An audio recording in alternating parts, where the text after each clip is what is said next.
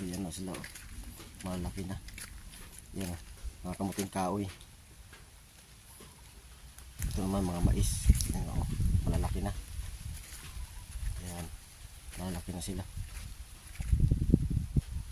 Ito naman ang ngita. Wala pang bunga. Kaya hindi pa naman tagbunga. Ito naman ang langka. Ang taba. Wala pang bunga. Yan ang mga tanim namin. Malalaki na. Mga mais. Abono na lang kulang mga lods. Yan o. Marami-rami din to pag lumaki. Mga mais. Ang pataba. Kunting abono na lang to eh. Talagang okay na yan. Ito naman mga bulaklak yan o. Mga bulaklak yan. Mga pag namulak yan, mga pula yung bulak nila. Yung talagang kakapid-kapid. Parang barbecue. Ang bulaklak.